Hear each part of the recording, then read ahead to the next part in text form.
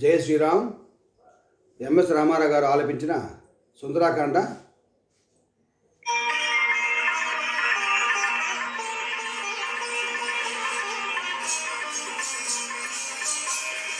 అనాయాసముగా అంబర వీధిని పయనము చేసెడు పవన కుమారుని ఇంద్రాదులు మహాశులు సిద్ధులు పులకాంకితులై ప్రస్తుతించిరి.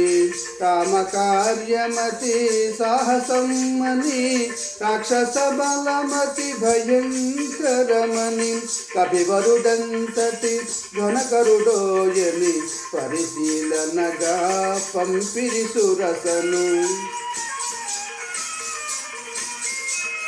ఎప్పుడో నిన్ను మృంగమని వరమొసగే మరి బ్రహ్మ పంపెనని అతిగా సురస నోటిని తెరచే హనుమంతుడలిగి కాయము పెంచే. ఒకరినొకరు మించి కాయము పెంచిరి, శతయోజనములు విస్తరించిరి.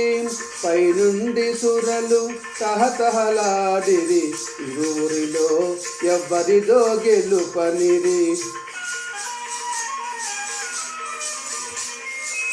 సురసముఖము విశాలమౌటగని సూక్ష్మ బుద్ధిగొని సమయమిదేనని క్షణములోన అంగుష్టమాతృడై ముఖము చోచి వెలివచ్చే విజయుడై పవన కుమారుని సాహసముగని దీవించే సురస నిజ రూపముగొని నిలాంబరముగనుచు మారుతి సాగెను వేగము పెంచుచు.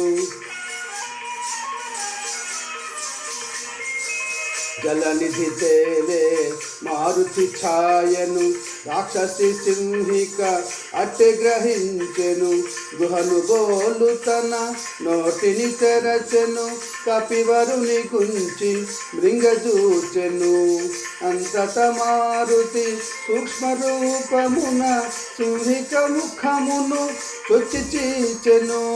సింహిక హృదయము చీలికలాయెను, సాగరమున బడి అసువులు బాసెను. వారధి దాటెను వాయుకుమారుడు, లంక చేరెను కార్యసూరుడు. నలువంకలను కలియజూచుచు నిజ రూపమున మెల్లగా సాగుచు.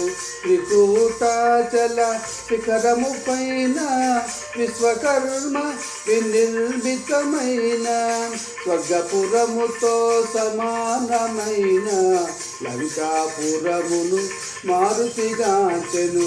శ్రీ హనుమాను గురుదేవులు నాయక పలికిన సీతారామ కథ, నే పలికెద సీతారామ కథ.